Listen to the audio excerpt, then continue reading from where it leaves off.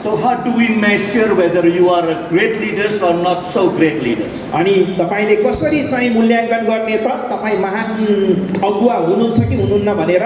So when you want to build leaders, these are the 6 measurement whether you are great leaders or not so great leaders. अनि तपाईले यदि महान अगुवा भए नभएको तपाई पत्ता लगाउन चाहनुहुन्छ भने यो 6 वटा कुरामा चाहिँ ध्यान दिनुपर्छ।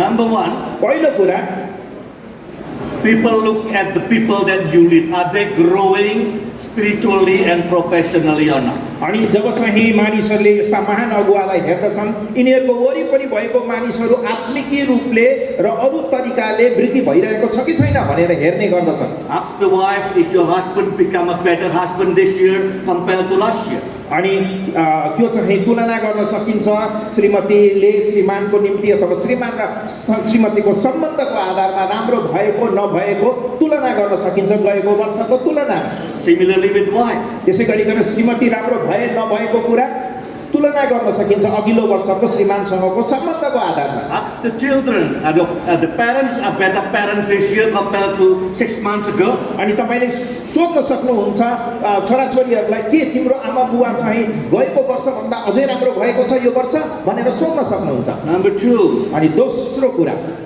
achieving, exceeding your goal. अनि आफ्नो लक्ष्यलाई चाहिँ प्राप्ति गर्नु। The problem with many leaders, they don't have goals. अनि धेरै जसो अगुवाहरूको समस्या यो छ कि उनीहरूको कुनै लक्ष्य नै छैन। If you don't have goals, अनि यदि then there is no success. अनि यदि तपाईको कुनै उद्देश्य नै छैन, लक्ष्य नै छैन भने सफलताको त कुरै नगरौँ। Number 3, अनि तेस्रो कुरा, great leaders produce many great leaders. अनि महान अगुवाहरूले तिनीहरूले जहिले पनि महान अगुवाहरू निर्माण गर्ने गर्दछन्। So how many great leaders you produce this year? अनि यो वर्षभरिमा तपाईले कति महान अगुवाहरू बनाउनु भएको छ? Or the past 5 years? अथवा गएको 5 वर्षमा तपाईले कति अगुवाहरूलाई निर्माण गर्नु भएको छ? Are there many of those people that you produce greater than you? अनि तीन अगुवाहरू जो चाहिँ निर्माण भएका छन् के तिनीहरू अहिले आएर तपाईभन्दा महान भएका छन्? Number 4, चौथो कुरा, the health and the strength of the church. अनि यो चाहिँ मण्डलीको एउटा बलियो पक्ष हो। The culture of trust. अनि यहाँ चाहिँ मण्डलीमा चाहिँ एउटा विश्वासको चाहिँ संस्कृति बनाउने अगुवा चाहिँ महान अगुवा हो। The culture of learning all the time. अनि त्यस्तो खालको संस्कृति हामीले बनाउनु पर्छ जुन संस्कृतिमा सधैँभरि सिक्ने कुराहरू हुनेछन्। The culture of resilience, not giving up very easily. अनि कुनै पनि त्यस्तो खालको संस्कृति सजिलैसँग नत्याग्ने नछोड्ने तर लागिरहने संस्कृतिको निर्माण गर्नुपर्छ। Peter Drucker once said, अनि एकजनाले यसरी भने, culture is strategy for breakfast. अनि संस्कृति चाहिँ के अरे बिहानको खाजाको निम्ति चाहिँ एउटा रणनीति हो। It doesn't matter how great is your strategy. अनि तपाईको रणनीति जस्तो सुकै भए तापनि, maybe world class strategy. अनि जस्तो सुकै रणनीति भए तापनि, but if the culture of the church or organization is bad, nothing will happen. अनि यदि चाहिँ कुनै पनि मण्डलीको वा कुनै पनि संस्थाको कल्चर संस्कृति राम्रो छैन भने कुनै पनि रणनीतिले काम गर्दैन। Numbers 5. अनि पाँचौं कुरा, is your organization, your leadership inspire any other churches? अनि के त्यो अगुवाले चाहिँ अरू अर्गनाइजेसन अरू संस्थाको अगुवाहरूलाई चाहिँ प्रभावित पारेको छ, प्रेरित गरेको छ? Other churches will think, I would love to be like that pastor, like that church. के अरू मण्डलीका पास्टर अथवा अरू मण्डलीका विश्वासीहरूले यो भनेको छ कि फलाना मण्डलीको पास्टर जस्तै म हुन चाहन्छु, फलाना मण्डलीको संस्थाको संस्थापक जस्तै म हुन चाहन्छु, के उनीहरूले भनेको छ? And lastly, personal growth. अनि अन्तिम कुरा चाहिँ यो हो कि व्यक्तिगत वृद्धि।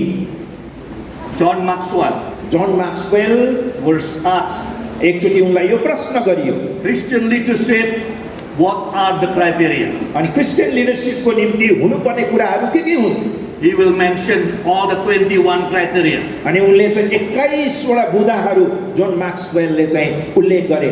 And then someone asks, how about you summarize into 3? अनि तपाईले चाहिँ यदि 3 वटा मात्रै भन्नुपर्ने भने के भन्नुहुन्छ त जोन मैक्सवेल भनेर कसैले उत्तर गर्यो, प्रश्न गर्यो। Important 3 criteria. 3 वटा महत्त्वपूर्ण अगुवामा हुनुपर्ने कृष्ण अगुवामा हुनुपर्ने गुणहरू के हुन्? यसलाई मिलाएर भन्नुपर्दा के भन्नुहुन्छ? He would say number 1 is integrity. अनि उनले भने पहिलो कुरा चाहिँ ईमानदारीता हो। Number two, he would say courage. अनि दोस्रो कुरा उनले भने साहस हो। I don't remember number three, but then people ask, so how about you summarize what is the most important, the one thing that every Christian leader should have? अनि उनले भने तेस्रो चाहिँ म सम्झिन सक्दिनँ, तर फेरि उनलाई प्रश्न गरे त्यसो भए यो सबै कुरालाई मिलाएर एउटै मात्र भन्नु पर्यो भने के भन्नुहुन्छ? Never stop learning and growing. अनि उनले भने कहिले पनि सिक्नलाई तपाईँ पछि नपर्नुहोस् र तपाईँले चाहिँ सधैँभरि सिक्ने काम गर्नुहोस् एउटा अगुवा क्रिस्चियन अगुवाको रूपमा। Rick Warren said, अनि रिक वारेन भन्ने व्यक्तिले when you stop learning, then you need to stop leading. अनि उनले यसरी भनेका छन्, रिक वारेन अमेरिकाको पास्टरले चाहिँ यसरी भनेका छन् कि यदि तपाईँले चाहिँ वृद्धि हुन छोड्नु भयो भने तपाईँले अगुवाई गर्न पनि छोड्नुपर्छ। This is my last slide. अनि यो चाहिँ मेरो Still have time. अनि यो मेरो अन्तिम स्लाइड हो। So at the end of the day, अनि दिनको अन्तमा what are people expecting from you as leaders? अनि तपाईँ अगुवाहरूबाट मानिसहरूले के कुरा चाहन्छन्? Have you ever asked the people that you lead, what is your expectation of me? अनि तपाईँले कहिले सोध्नु भएको छ तपाईँहरूले मबाट के चाहनुहुन्छ भनेर विश्वासीहरूलाई कहिले सोध्नु भएको छ?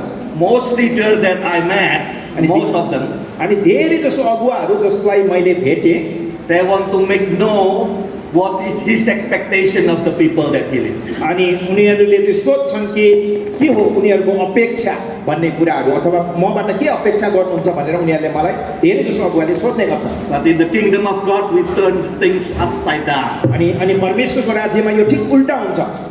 Take time, ask the people that you lead, what is your expectation of me as your leader? अनि अगुवालाई सोध्ने होइन, तर अगुवाले चाहिँ विश्वासीहरूलाई सोध्नुपर्छ कि तिमीहरू तपाईहरू मबाट के चाहनुहुन्छ? Based on research. अनि यो चाहिँ अध्ययनमा अनुसन्धानमा आधारित भएको कुरा हो। If you ask the people that you lead are a good leader, अनि यदि तपाईँ चाहिँ असल अगुवा हुनुहुन्छ र तपाईले मानिसहरूलाई उनीहरूको अपेक्षा सोध्नुहुन्छ भने they will say, inspire me. अनि उनीहरूले भन्नेछन् कि मलाई प्रेरित गर्नुहोस्। Because when people got inspired, किनभने मानिसहरू जब प्रेरित हुन्छन् they can do things that they believe they could not do before. अनि उनीहरूले यो विश्वास गर्छन् कि जे उनीहरूले पहिला गर्न सक्दैन थिए त्यो अब म गर्न सक्छु भन्ने उनीहरुमा विश्वास आउँछ। Maybe before they meet you, they think they are just small leaders, just can do this and that, but when you inspire them, they believe they can fly. अनि उनीहरूले यो विश्वास गर्दछन् अगाडि उनीहरूले गर्न नसकेका कुरा पनि अब तपाईलाई भेटेर तपाईबाट चुनौती र प्रेरणा पाएर अब उनीहरूले त्यही काम चाहिँ गर्न सक्छु भन्ने उनीहरुमा विश्वास पैदा हुन्छ। Inspiration will make people around you to be able to do what they believe before they could not do. अनि उनीहरूलाई चाहिँ त्यसको योग्य बनाउँछन् जुन कुराहरू उनीहरूले अगाडि गर्न सक्दिन भनेर भन्थे त्यही कुराहरू अब म गर्न सक्छु भन्ने आत्मविश्वास चाहिँ जगाउँछ। Number 2, अनि दोस्रो कुरा we all know there is no perfect leaders except Jesus. अनि हामीलाई थाहा छ येशू बाहेक कोही पनि सिद्ध अगुवा चाहिँ छैन। So I said to the people that I lead, अनि मैले चाहिँ डोर्याउने अगुवाई गर्ने मानिसहरूलाई म भन्ने गर्दछु you are all great leaders. अनि म भन्ने गर्छु तपाईहरु सबै महान अगुवाहरू हुनुहुन्छ। You deserve to be led by great leaders. अनि तपाई चाहिँ महान अगुवाद्वारा डोर्याइने योग्यको हुनुहुन्छ। But God is sometimes funny. He gave me as your leader. अनि कहिलेकाहीँ परमेश्वर बडो अचम्मको परमेश्वर हुनुहुन्छ अनि परमेश्वरले यो काम गर्नुहुन्छ। I am not qualified. अनि म चाहिँ त्यसको योग्य अथवा म चाहिँ एउटा योग्य अगुवा होइन। But I promise you, तर म तपाईलाई यो प्रतिज्ञा गर्छु I will learn, I will grow to become a better leader. अनि म यसरी भन्ने गर्छु म सिद्ध छैन तर म निरन्तर रूपमा सिक्दै छु र म निरन्तर रूपमा चाहिँ सिद्ध हुने कोसिस गर्दै छु भनेर मैले अगुवाई गर्ने मानिसहरूलाई म भन्ने गर्छु। When you stop learning, अनि जब तपाईले चाहिँ सिक्न चाहिँ अन्त्य गर्नुहुन्छ सिकाइ अन्त गर्नुहुन्छ that's the time when you step aside, let other lead. अनि त्यतिखेर चाहिँ तपाईले चाहिँ आफ्नो अगुवापनलाई छोडेर अर्को व्यक्तिलाई त्यो जिम्मा दिनुपर्छ। Number 3, तेस्रो कुरा people expect us to be authentic. अनि मानिसहरूले हामीलाई एकदमै आधिकारिक भएको देख्न चाहन्छन्। We may not be the smartest person on the earth. अनि हामी संसारको एकदमै बुद्धिमान मानिस चाहिँ छैनौं होला। We may not be the greatest leaders on earth. अनि हामी चाहिँ संसारमा भएका अरु महान अगुवाहरू जस्तै हामी छैनौं होला। People that follow us want to see us as is. अनि हामीलाई पछ्याउने मानिसहरूले जहिले पनि हामी जस्तो छौँ बाहिर भित्र त्यस्तै भएको उनीहरूले देख्न चाहन्छन्। They deserve to see us, the true us. अनि उनीहरूले हामी भित्र हाम्रो भित्री वास्तविकतालाई उनीहरूले जहिले पनि देख्न चाहन्छन् र त्यसलाई पछ्याउन चाहन्छन्। Once you are hiding something from the people that you lead, अनि तपाईले चाहिँ आफूले अगुवाई गर्ने मानिसहरूबाट केही कुराहरू लुकाउनुहुन्छ भने you are hurting your legacy. अनि तपाईले चाहिँ आफ्नो एउटा गर्नुपर्ने कुरालाई तपाईले चोट पुर्याउँदै हुनुहुन्छ। Finally, अन्तमा in Joshua chapter 1, अनि यहोशूको पुस्तक त्यसको 1 अध्यायमा he was just replacing Moses. अनि उनले चाहिँ मोसाको स्थान लिँदै थिए यहोशूले। Moses was big, great leader. अनि मोसा चाहिँ एकदमै ठुला महान अगुवा थिए। The people of Israel say, अनि be courageous. अनि उनलाई चाहिँ भने त्यहाँका इजरायलका मानिसहरूले तपाईँ चाहिँ साहसिलो बन्नुहोस्। We will follow you as we follow Moses. जसरी हामीले मोसालाई पछ्यायौँ हामी त्यसरी नै तपाईलाई पछ्याउने छौँ। Just one thing, अनि एउटा कुरा be on God's side always. अनि उनीहरूले भने तपाईँ जहिले पनि परमेश्वरको पक्षमा हुनुहोस्। Always, always, always on God's side. अनि जहिले जहिले जहिले पनि तपाईँ परमेश्वरको पक्षमा उभिनुहोस्। Sometimes the other side of God was not the devil, it was yourself. अनि कतिचोटि चाहिँ वास्तवमा यहोशू चाहिँ त्यो पक्षमा अथवा त्यो पट्टि थिए। Sometimes we have to choose between God's side or your flesh side. अनि कहिलेकाहीँ हामीले चाहिँ परमेश्वर कि हामीले चाहिँ यो शरीर भनेर चुन्न पर्छ। God's side or your ego side. हामीले चाहिँ चुन्न पर्ने हुन्छ म परमेश्वरलाई चुनौँ कि मेरो आफ्नो इच्छा चाहनालाई चुनौँ। The people of Israel say, please, please, please always choose God's side. अनि इजरायलको मानिसहरूले भने कृपया गरिकन तपाईले परमेश्वरको पक्षलाई परमेश्वरलाई परमेश्वरको कुरालाई तपाईले छान्नुहोस्। Let's pray. आउनुहोस् हामी प्रार्थना गरौँ। Lord, I pray today. प्रभु आज म प्रार्थना गर्दछु। I would love to hear, Lord. म यो सुन्न चाहन्छु हे प्रभु। We do all here. अनि हामी जे जति यहाँ गर्दैछौँ 20 years from now, आजको 20 वर्ष पछाडि the leaders of this nation यो देशको अगुवाहरूले will thank the church, अनि उनीहरूले मण्डलीको काम गरून्। your church, अनि मण्डलीलाई अगुवाई गरून् तपाईको मण्डलीलाई। because the church has produced godly leaders.